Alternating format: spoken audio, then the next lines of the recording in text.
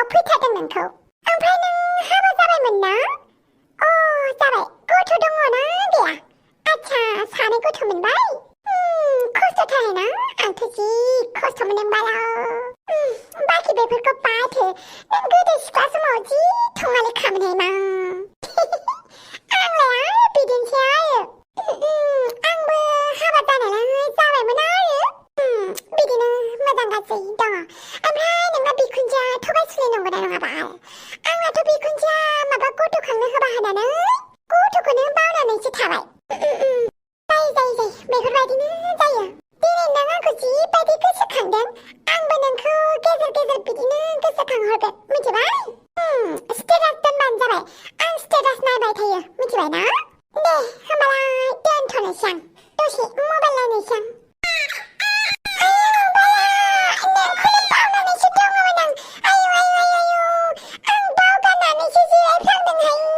बाप्पावै गथ'खौनो जिरायसिनो नागिरदोंमोन नामाब्रा बाप्पावै माथो दुमफाव बायदिथार गाबा गाबा गाबा गाबा सिख्ला देलायलाय मानसियानो गाबो नामाब्रा मानो गाबनांगौ जाखोब्रा गाबनाङालै ओइ माबायदि बिमालै नों मा गथ' फिसाखौनो जिरायसिनो नागिरनाय आं बावगारनानैसो दङमोनहाय बालि बाप्पावै बिदि जायो नामा एसे मोजां दुरलायलाय गथ'खौ नोंना बिमाया थङालि सथां फाख्रिसो बाप्पावै बुजिलायथारदों नामा बियो रायलायबावैसो मिथिबायना गावसोरनि भाषानि मा बिसोरनाबो बेलेग भाषा दंलायो नामा दंथ' आरो गथ'फोरनि भाषा आंसो बुजिया आच्छा माबायदि बेलाय रायलायनायनि आं ओइ जारौ देलाय नोंसोरनि भाषानि रायलायलाय आंबो खोनासंनि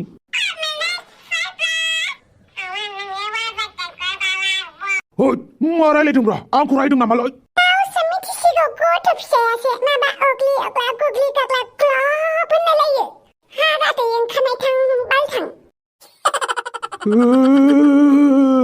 आयौ बाला नोंहालाय माखौ गाबखो दे थफि मालायफोरा गथ' गथाय जाजोब्बाय गथ' गथाय खांजोब्बाय गथ'फोरानो रायलायनो रोंजोब्बाय आंहालाय माब्ला बुरै हिनजावासो सौग्रुदों आंजों बुरै हिनजावा बा बेखौनो आंहा माबा मोनसे जाथारबायसो खोमा सानदोंमोन बालनि दुखुब्ला दुखु मालाय नोंसोरासो गथ' गथाय खांजोब्बाय आंहालाय माला खांजानो मोनगोन बाप्पावै आंखौ पाप्पा होनलायदों आंखौ बिफा लेंलायदों आयै सना फिथर आयौ बाला थफिरामखौसो पापा होननाय थादों बाल गथ'आ दे खेबसे होनबाव दे बिफा लेंजानो मोननानै गोसोखौनो बोरैबा मोनलायथारदों दे सना खेबसे होनबाव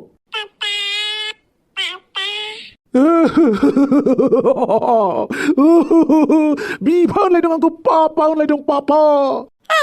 नों बांद्राय थाथ'दे आं बिसिना दसे गोलाव जाहैनि मा एसे मोजां मोनोब्रा आंनिसो फिसासो खालामहैनोसै नामाब्रा नोंखौलाय आंखौ अननाङा अनबा दानो फाग्ला जानानै आङो थैलायलांगोनसो बेसे मोजां मोनदों बिफा लिंजानानै बिफा आं हाबा लानोसै फामेखौ बुरै हिनजावनि गथ'फोरजों बिफा लिंजाया आं सेंग्रा लन्दां सिख्ला लन्दां माबोरै बामनांगौ जाखो बिसोरखौलाय बिनिखायनो आं हाबा जानोसै मा आंनि केमेरा सिख्लाफोरनि हां सिख्लाफोरासो बे केमेराखौ नुबा फाग्लि जालायोमोन दा आं बेखौनो फाननांसिगोन आरो उपाय गैला बे बिफायाबो आंनो बाइक होखानाय नंखाला बेखौ आं मिथिखाबाय बेनिखायनो खायदा बोराय बाहायनानै आंनो बाइकखौ लानोसै दिनैनो दानो फिसौआ गाबगासिनो दङ ना हैया मानो बारि आंहाबा स्कुटिया सौदावनानै थाफ्लियानो सानानै दङ हा थाफ्लियाल'सो सादों दा मानसियाथ' थैयाखैना नों थांदो फिसाखौ बामहैदो नोंहा नोंनि बियानिखौ थिननो हाया आरो नोंनि बियानिनोसो गथ' नांगौ जाबाय थादोंमोन दा आयो माबायदि जाबावनांगौ जाखो फिसा खांनानैबो दासिमबो सोलाया आंखौ डिस्टार्ब गथ' नांगौ होनबाय थानायखाय जगार खालामनानैबो होबाय दा दालाय मानोथो लानो बादों बिबै जालायनानै बालनि मालायफोरनि बिखुनजोफोरखौ माथो गथ'खौ बिखुङाव बानानै गामि गामि थांनाय नुयो आंनि बिखुनजोखौलाय माथो नुवाहाय बालिं मासे बरिं बिखुनजो बालांनालाय दोमफारानि दागाब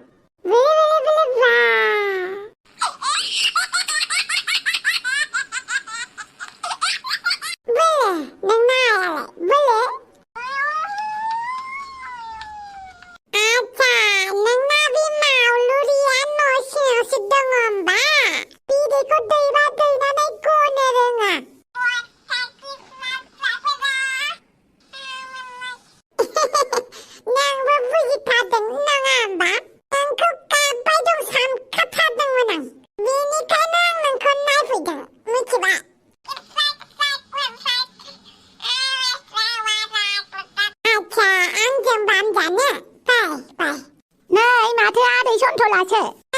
मादै बारा दावसो देलायालाय माथो बुंबावनो आरो गथ'खौ गारनानै गावहासो देलाय उन्दुनानै दङ दाउ आवलुरिसोलै बिदैखौ दैनानै गनो रोङिसो मानसियानो मा जाबावगोनथाय आंहाबो न'आव हारसिं जाथारो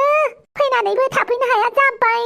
आरो बिहामजो फिसाखौबो बोरै लांनानै दोनहैबाय थानो बिनिखायनो जेबोखौनो बुंनो हालां दा गोदानखाय एसे सिलांगि बालांगि जादों बियो उनाव मोजां जालांगोन खोमा बेखौनो सानदों आंबो बियानिखौ बुंनानै गालांनोसै आं बियानि ओइ बियानि हे गसाइ दंफां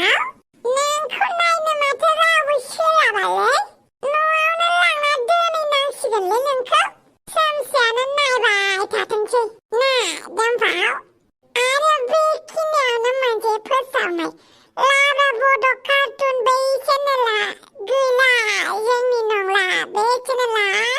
साननैसोनि उनाव गोमाखासिगोन बेवहाय गोबां रोखोमनि भिडिअ होलागासिनो बेखौ नोंथांमोना जोंखौ साननाङाब्रा मालाय बुजि गोरोंफोरा बुजिखायो जों नङा होननानै हेक जाबाय होननानै दा गोदान चेनेल मोनसे दङ लाब्रा बड' निउ कार्टुन बेखौ नायदोब्रा बेयाव थांदो नै आं स्क्रिनाव होखाबाय गले गले खोन्थाबाय थायोब्ला माखासे मिथिनायफोरा उसुबिदा मोनो आरो बिनिखायनो बुंबाय थाला दे होमबालाय दावसि देलाय मुसुगुरफोरालाय मा जाखो दे दावसि देलाय मानो नों गथ'खौ गाबोबाय थायोब्रा आं गाब गाब होननानै गाबहोदों आरो आं गथ'खौ गाब गाब होननानै फोरोंदों आरो मालाय गावहासो हारसिं गाबदों दा मालाय गावहानो हारसिं गाबनो रोंखायो फोरोंलायनाङा दैद आबलुरि गथ'खौ खांनानै मासे थाल लाथ्राब्रा नोंलाय ओइ बाथामिस आं गथ'खौ गाव गोसो जानानै खाङाखै मिथिबाय बिखुनजोआसो नांगौ होननानै बुंबाय थादों बालनि बिखुनजोफोरालाय बिदि होनखागोन ना बिहावसोआलाय बहा थांखो बिहावसोआ मालाय बेंगालराव खामानि मावनो थांफिरबाय आरो नङाबा बिहावसोनोनो होबाय थागौमोन आं नोंबो नायबाय थानांगौब्ला गथ'खौ दहाय मा जादों मिथिगौ ना आं गथ'खौ नैबे सियारावनो दोनदोंमोन मिथिबाय ओमफ्राय आङो गथ'खौ बावगारनानै गथ'नि सायावनो जसिनो नागिरदोंमोन हे गसाइ माबायदि मानसिलै नोङो थांहोगारगारगोनलै आं एसेबां अननो गोसो जादोंबा गावबागाव लानानै थांबानो जाबाय आं लांखागोनबो बांद्रायखौबा जोङोलै आं गथ' लानो गोसो गैयाब्ला लानानै थांनोसै आं लानानै थांबानो जाबायना आंथ' नोंखौ बादा होआखैना उनाव बिफिननोल' मोनालै आं हले लाबोबाय मोजांसो दा आंहालाय मा जादों नोंहासो गथ'खौ लानानै थांदों नोंहासो आबाद खालामनांगोन दा आंलाय मा मिथिगौसै नों बांद्राय नायबाय थानाङाब्रा केमेराया बिराद मोजांखा मिथिबाय आं खेबसे खेबनैल'सो साफायदों नों टेनसन लानाङाब्रा फंबाय बिराद मोजां केमेरा बियो दे होमबालाय सिन्था खालामथारनाङा नोङो जागोन दे आं थांनोसै शाला सिख्लाफोरनि जिउ DSLR-खौसो फाननांबाय एबार बाइकखौ बाहायनोसै आं 50,000 जमा जाबाय 50,000नि बाइक गंसे लानानै फैनोसै आं माखासेखौ डाउन पेमेन्टखौ आंनो मारिनोसै आरो माबा मोनसे खालामनानै बिफाखौ दिनै बादाव होलायनि आं बियो साला आंनो बाइक गंसेखौनो होआ दिनैबा हले बिखौ बिहुसो जाहोथारगोन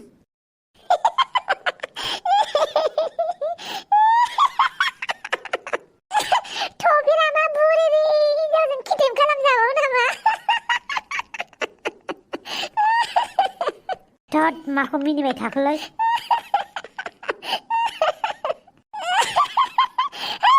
मिनिनो ओंखारदों आं बे थबिरामखौ बुरिनि क्लिअपेट्रालायनो नामाबो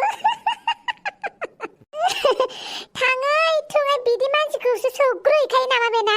जाम्बाबा थबिरामा थद हापां मालायखौ बिदि मिनिनो नाङाब्रा मिनिनो मोना बेखौ मिथिगौ नाथाय थबिरामानोथ'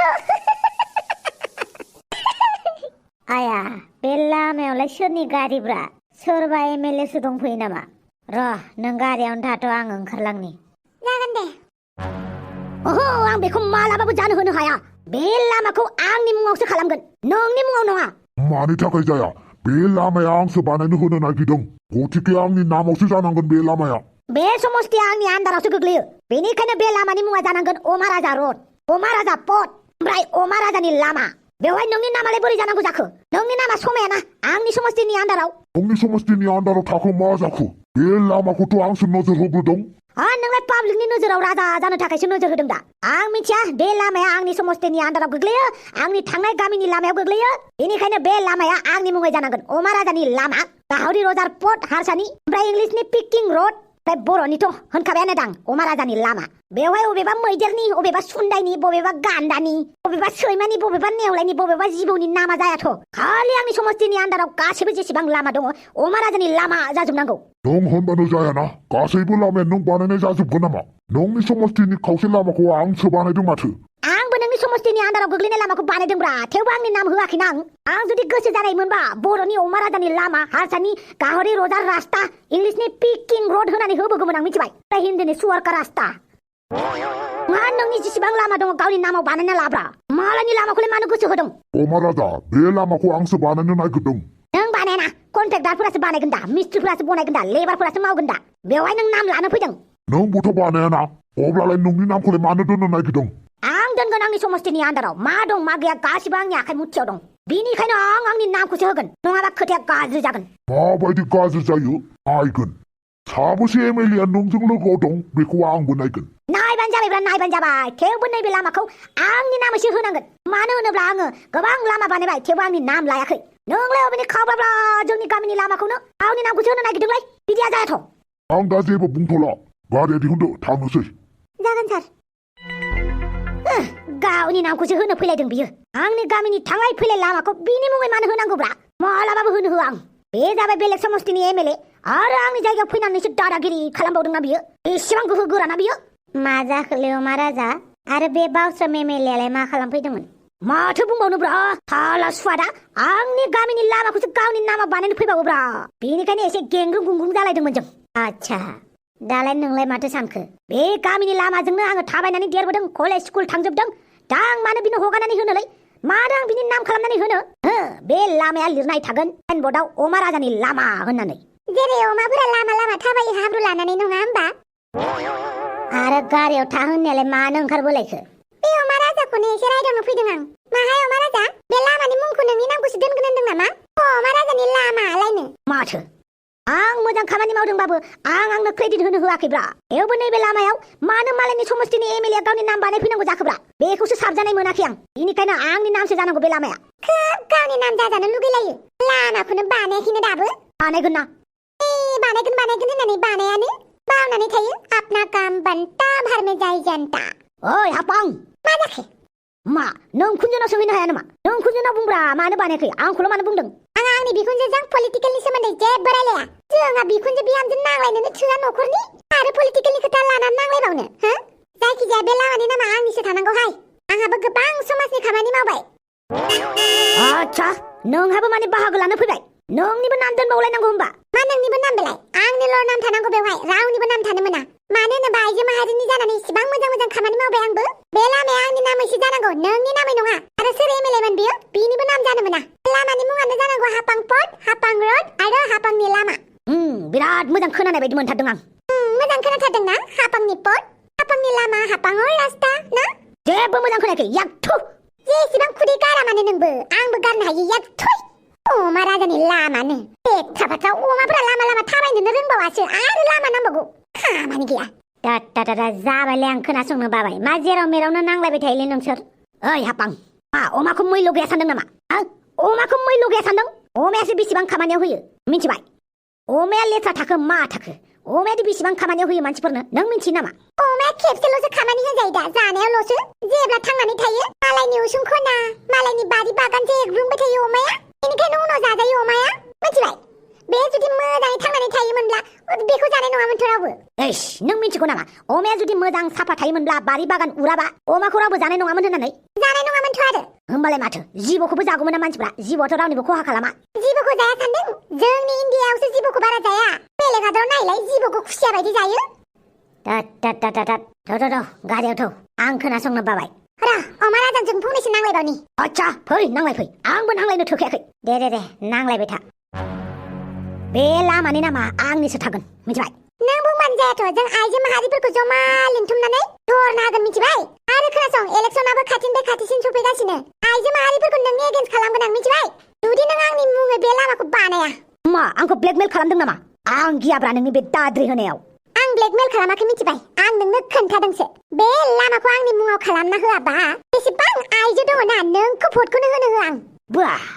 औ वाहायानो बेनिखायनो खोनासं बे लामानि मुङा आंनि नामैसो जानांगोन मिथिबाय हापांनि लामा हापाङाव रास्ता हापां पथ हापां रड गोसोआव लाखि आरो मा अमा राजानि लामा बेलाय नामासो बिदि जायो लामाफोरनि नामा ओरैनोबा लामाफ्राव अमाफ्रा थाबायनोनो रोङा टाउनफोरावबो ना मासे माने अमा जुदि थाबायनाय नुयोना जि लेथ्रा नुखायो मोसौफोरखौसो एसे साइस नुबावो आच्छा अमाखौ बिराद गाज्रि नुयो होनदों नामा नाथाय बे अमा बेदरखौनो साजायनानै जाजोबगोन जेरावबो नङा होमबा टाउन मानि आं होनखाबायानो दा अमाखौ मानो थाखाय जायो अमाया दुस्थ नालाय मालायनि बारि बागान उरहैलाबायो नालाय बेनिखायनो देरहोनानै जायो आरो अमा जायैफोरबो दङ ना अमाखौ सब मानसियानो जायो होननानै दासानब्रा नों जाया नामा आंलाय मालानिफ्राय अमा जानाय आं मानो आंखौनो जालाबायनांगौ जाखो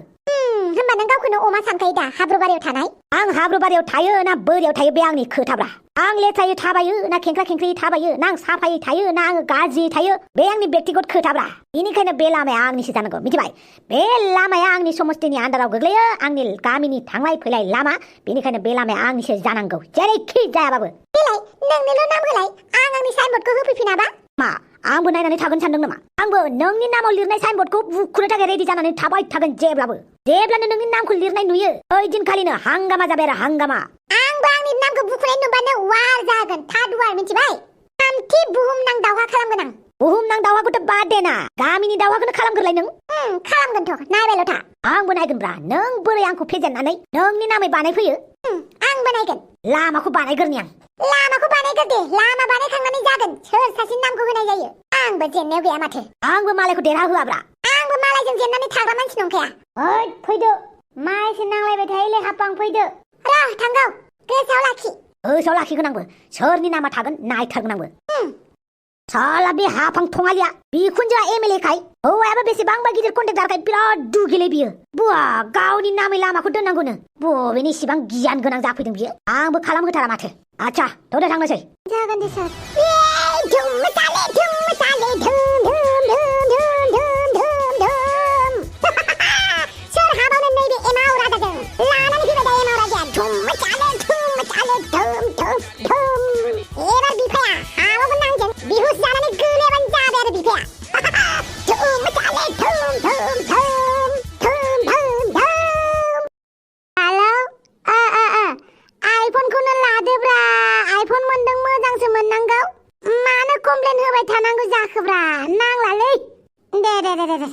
आं गाबोन थांगोन मालाया साबोननि जायगायाव आइफन मोनदों मोजांसो मोनगौमोन बेहा माबा आइफन मोननायखौ दुखुसो मोनदों साबोनखौसो नांथारगौमोननो बेफोरबायदि भुला जोंनावसो जानांगौलै साबोन बिहरनायनि जायगायाव आइफन फैना होनाया फाग्ला बिदिबो जायो नालाय दाउसो देलाय दाउसो देलाय आयौ बाला दिनै एसेबां थाब फैदों नों औलै दिनै बिराद गाजा मोनसे केस फैदोंमोन मा केसआय माबालै सासे मानसिया अनलाइन जि सुग्रा साबोन बिहरदोंमोननो ओमफ्राय दा बे जि सुग्रा साबोननि जायगायाव आइफनसो फैनानै होबाय आयौ बाला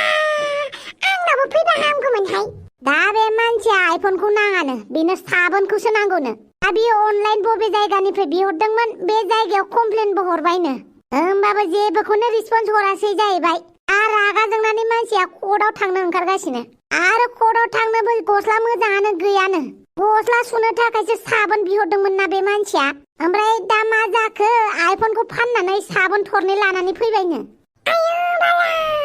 मा एसे जाम्बा बेलाय साबोननि जायगायाव मबाइल फैदों मोजांसो मोननांगौ मालाय बेनो साबोनखौसो नांगौनो मबाइलखौ नाङा बेनिखायनो केस खालामनो थांनो नागिरदों मालाय कम्पानिनि जायगायाव आया बाला आंनि जिउआवसो बिदि जाहोनांगौमोन अखा हानाय बायदि फैसायाबो गोजौनिफ्राय हानानै गोग्लैनांगौमोन आंहासो जेबो मोननो रोङाबा मालायफोरखौ लामायाव गनानै थानाय मबाइल गनानै थानाय फैसा मोननाय खोनायो आंहालाय माथो जेबो खोनाया दद नोंना दा सानब्रलाबायगोन बोरे दुमफावायालाय मा जाखो आं बाव गाननानैसो दंथारो मिथिबायना मा खालामलायखो नोंलाय आं हले गिबाय दै माबाहाय सनथलायासो लांनानै दोनहैदों आं बावनानैसो खालामगासिनोसो दङमोन थोद गावनि गथ'खौनो बिदि बावगारो नामाब्रा माबायदि बिमालै नोङो थोद आयौ बाला आंखौसो रायबाय सन्थलाया लांदों बेवहायलाय आंनिलाय मा दाय दे बालनि सानसे दे नों दखानावनो थाथ' नै आं दुमफावजों रायलायगासिनो दे आं मेथाइ खननांगौमोन नामा आं मेथाइ खननोसै दै आजौ मोदाय मोसायो हायेनाव सिखिरि मोसायो खोनाबाय ना दुमफाव नों देनां देरनानै गासिबावबो रोंजोबनाय जानांगौ दै गेलेनाय मोसानाय मुसुरनाय बादिलायनाय गासिबावबो रोंजोबनांगौ नों मिथिबाय ओइ दस्ति बमरासि फै आच्छा लोगोफोर दिनैनि भिडिअखौ बेखिनियावनो दोनथ'नोसै दे थाबैनो चेनेलखौ 2 लाख खालामनानै होलायदो जोंहा साबस्क्राइबारफोरखौ दे